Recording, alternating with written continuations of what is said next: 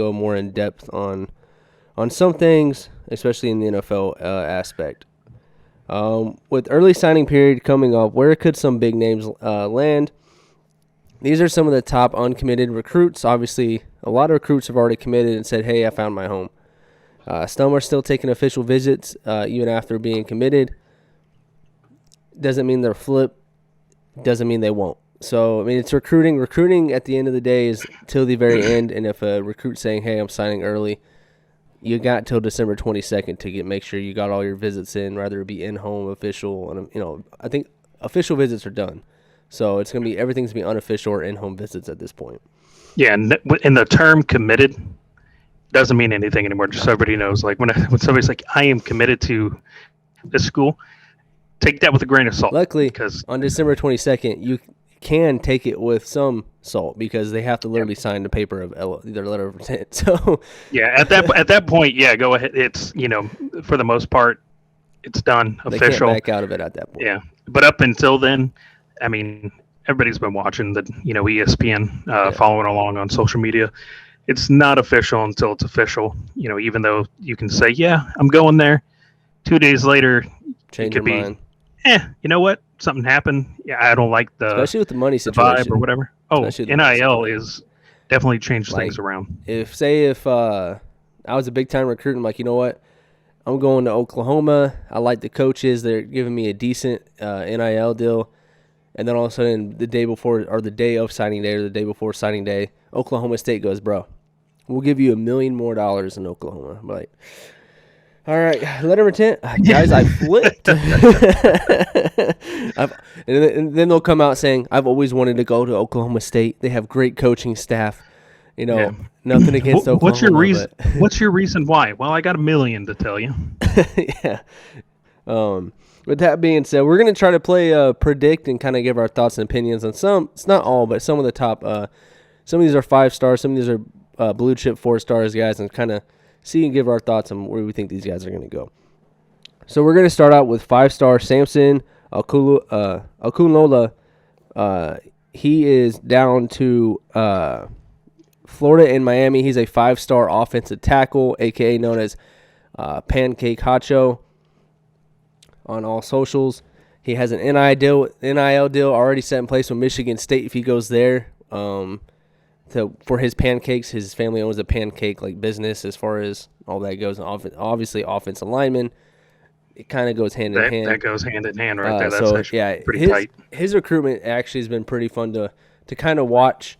All his edits and stuff. Obviously, anytime he goes to a school, the school has to include pancakes and syrup and all that, and they put a chef hat on him, and it's actually been pretty cool because it's a different vibe. It's not like typical. Yeah.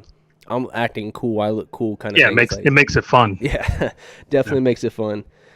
So he's down to he released the top 4 today. He signs on Thursday, or he commits on Thursday.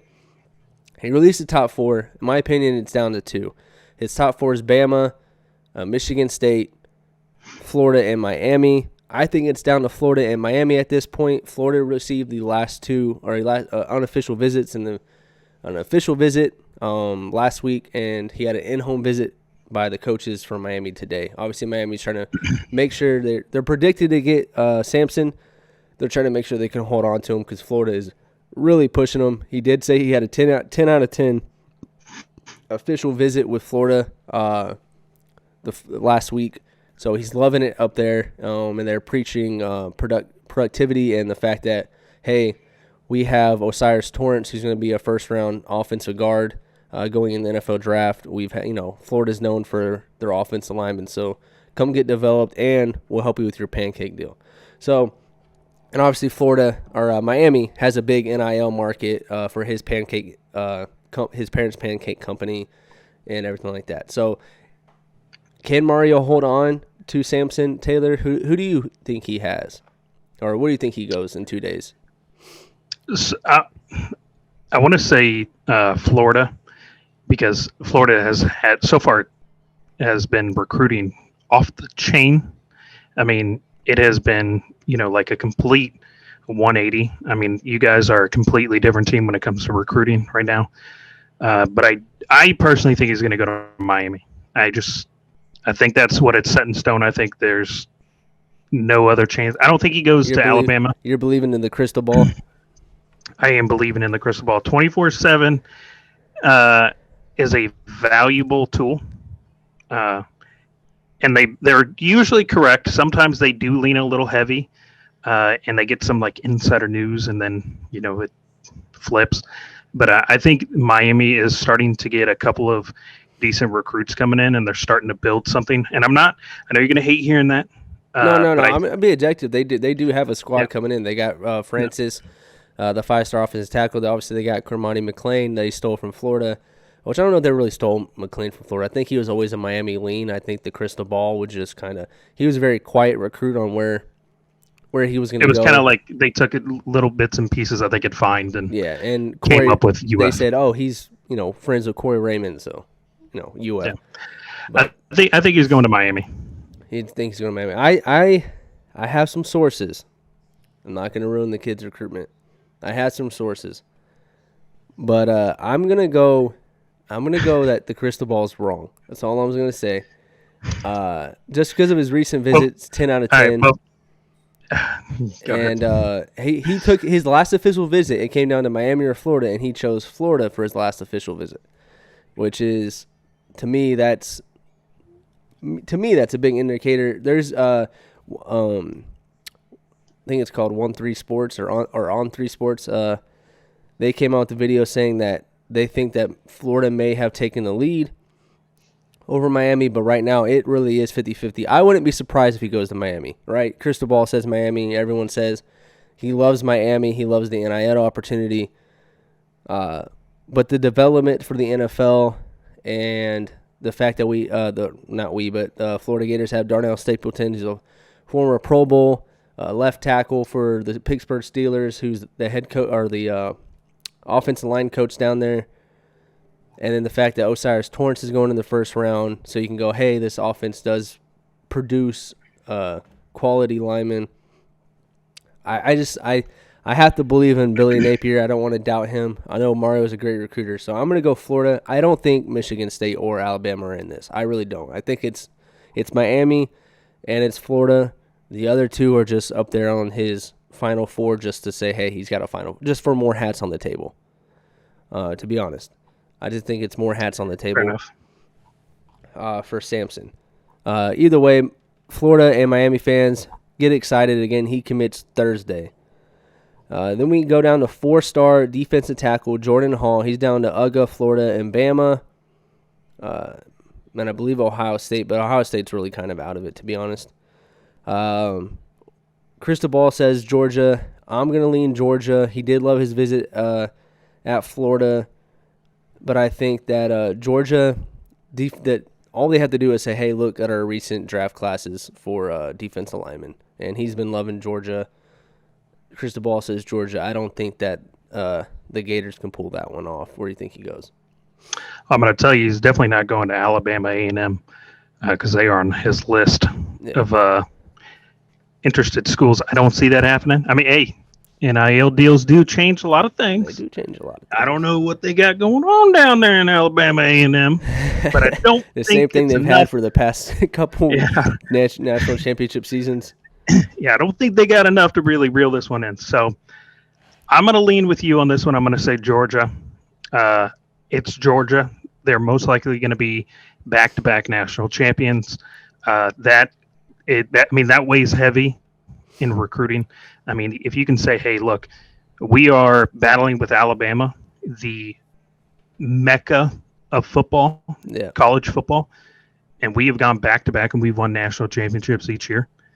Why wouldn't you want to come here? I mean, we are producing players that NFL teams are drooling over. Why wouldn't you want to come here and play for us? Yeah. So I think he is an absolute lock for Georgia for that one. Even if Georgia doesn't win the national championship this year, they're in the playoffs again. And they're most likely going to the national championship. Yeah. And even if they lose, they made it. I mean, that right there says enough about the school, the coaching staff, and the players. I think they've got a really, really good shot at getting him. Yeah. Georgia fans will be getting a good one. He is a monster at defensive tackle. Florida could somehow pull it up. I think it's honestly between Georgia and Florida. And, we're going to see a little kind of a little pattern here as Florida being in with to top 3, top 4 of a lot of these big-time recruits. Napier has really changed that recruiting program around. And I'm not just saying that as a Florida fan, but just as a unbiased turnaround. I've seen a lot of big-time recruits that normally we would not even have, the Florida would not have an opportunity to even talk to, and they're including Florida in their top 5, top 10, whatever. But I do think that Georgia lands Jordan Hall. Then we have 5-star defensive end Mateo Ugalele, the brother of DJ. I'm working on it, man. I'm working on it. I get tongue-tied. I'm trying. Now, these look, I'm gonna give it to you because I wouldn't even attempt to pronounce some of these names, and you're giving it your best, and some of these are actually hitting. So yeah, I'm trying. Here. I even try to break it down, like Ugalele. So he's the brother of DJ, who's obviously in the transfer portal. His top schools are Ohio State, USC, and Oregon. His brother, they're from California. Could you see him going to USC? USC, yeah. That was going to be my pick. USC. I would like to. Do you think he follows? I think he follows. I was going to say that. Yeah. I think he follows. I think that they want to play together. But if they do that, they're not going to go to USC. But yeah, but especially because if they go to USC, Caleb Williams is starting. I mean, there's no doubt about that. DJ's accepting a backup role at that point.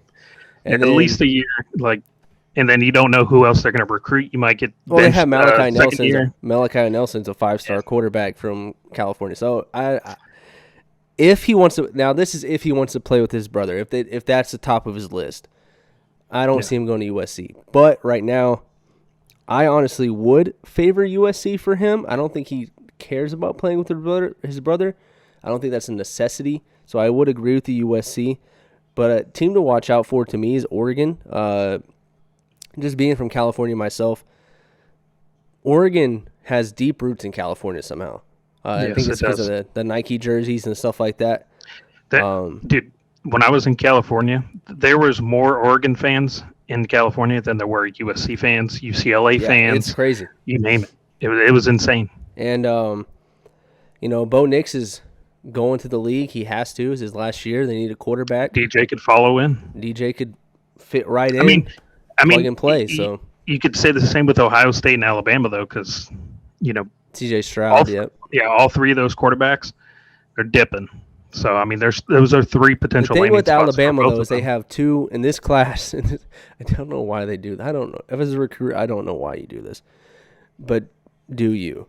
They have 2 5-star 4 to 5-star quarterbacks in the top 10 quarterbacks for this year, 23 class committed to Alabama. I will tell you right now why they would do that. Because it's Alabama. One, it's Alabama, but if you have 2 5-star quarterbacks. If you are the one who beats out the other to get the starting position at Alabama, I mean, that right there automatically marks you up a little bit. Yeah, and iron sharpens iron. I get that. This dude just beat out another 5-star quarterback. I'm looking for playing time. So I get that, but if you were, they're taking a chance on themselves. They're gambling on themselves, saying, "I'm good enough to beat this other guy that's a 5-star to be the starting quarterback for Alabama." Well, let me add on to that before you say Alabama's a good choice for not for DJ. Obviously, we talk about DJ. For his brother, obviously that's a great choice. He's defensive end. He's 5-star defensive end. They produce defensive linemen like crazy. But if he does follow his brother, I don't think DJ goes to Alabama because not only do they have 2 5-star quarterbacks in this class, they got a 5-star quarterback in the 2024 class from Carlsbad, California, Julian Sain, which is pretty cool because I used to play Carlsbad in high school. They used to kick our tail, but you see why. But so I don't think he goes. DJ goes to Alabama. Could his brother go to Alabama? Like you said, yes. They make great talent. So if it came down to USC, Alabama, or Oregon, who are you taking? Who would Mateo go to? We're just focused on Mateo, not DJ here. So without DJ in the picture, I would say USC would be a great fit for him. That's who I would pick. All right, without his brother involved. I would agree. If his brother's not involved, USC's the go for Mateo.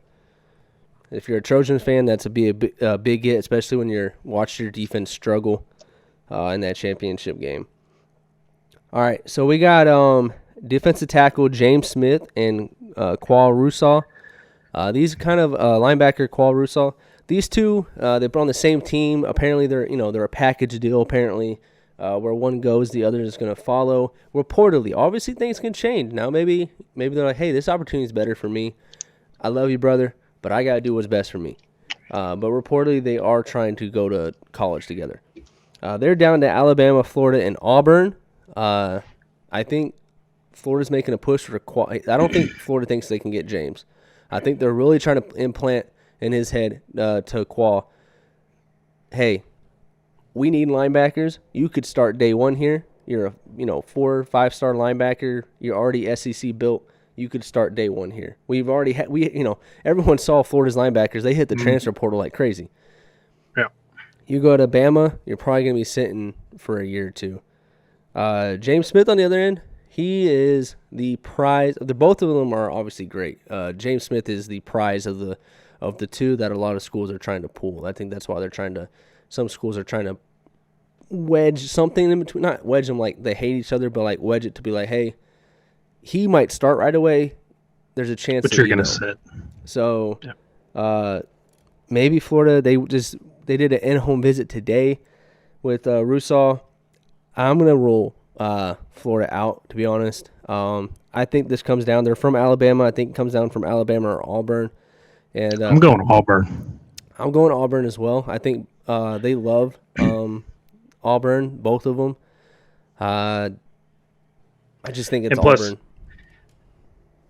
I think it was it 24/7 Sports? They have a crystal ball to Auburn too. I think I didn't see their crystal ball on 24/7. I think it was Alabama has they have the roster outlook, and it was Alabama has 20. What was it? 20? Yeah, I think it was 20 defensive linemen coming in, and then it was 14 for Auburn or something like that. So there's more room at Auburn and more of a chance for him to start.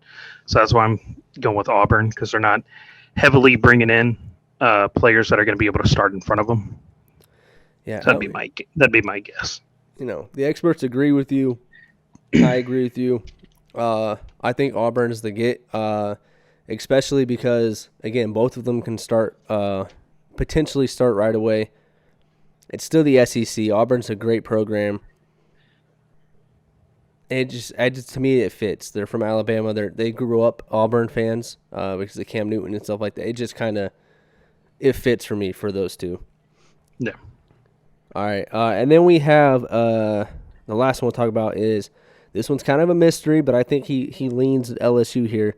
5-star cornerback, the number 2 cornerback in this 2023 class. He was the number 1 cornerback in the 24 class before he reclassified. Desmond Ricks, he has Florida, Bama, and LSU as his top 3. He was once committed to Florida State until Florida State just stopped talking to him, he said. He said he didn't hear from him for 2 months, and he was locked in on Florida State. He said he was going, and then they just stopped talking to him, so he cut him out. That's one way to lose a really good player is stop talking to him. Let's just imagine that. Hey, you're one of the best corners in the nation. Hey, man, how's your day going? Cricket, cricket, cricket. No. Yeah. The man got ghosted by a school. And then Miami was in the mix at one point, but then he dropped his top 3. He said he wants to play SEC ball.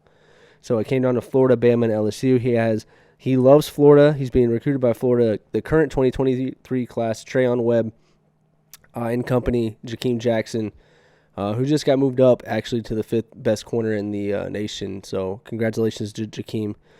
They're all recruiting him very hard to come to Florida. He loves Corey Raymond. He has a very strong bond with Corey Raymond, but he loves LSU, and he's loved LSU since he was little.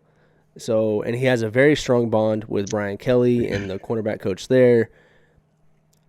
He's been a lean to LSU forever. He just came off an Alabama visit. I can see Bama maybe. Obviously, Bama's Bama, so you can never count them out in this recruiting process. But I'm going to go and put my prediction for LSU. Well, he most recently came off of an LSU visit, too. I think on the 16th off of 24/7 Sports here. That's where I'm getting my information, per usual. We're citing our sources because of TikTok here, guys. I don't think Florida is going to snag him. I think their depth in that position is already too muddied. I think he'd probably start. I mean, there's no doubt, but they definitely lose out on some talent if he went to Florida, in my opinion. I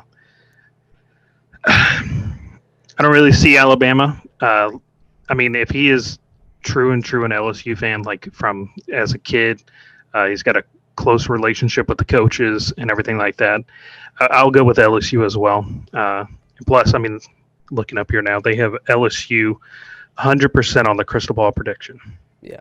So I just think it's LSU. I think it comes down to Florida and LSU, but I think LSU edges it out. Now, who knows? Maybe Corey Raymond can be like, hey, I'm considered the best DB coach in the nation. You know, Derek Stingley just went in the first round. I coached him at LSU. I used to be at LSU. Come on to Gainesville. I can see it maybe. I just think it's LSU. That's me as a Florida fan holding on to hope. I think it's right now it's shut down to LSU. And then of course there's always potential flips on the National Signing Day. We've seen this happen before. There's some potential flips that I could potentially see that I want to raise questions to you. 5-star quarterback Dante Moore. He's committed to Oregon right now. He just came off an official visit to Chip Kelly and UCLA. There's going to be a starting job opening after this season as DTR is going to the league. Chip Kelly's a offensive mastermind. Dante Moore fits that system perfectly. It's in sunny LA, great NIL market. Could you see him potentially flipping from Oregon to UCLA? Absolutely. I mean, Chip Kelly has been putting together an absolute team down there. So I could absolutely see that.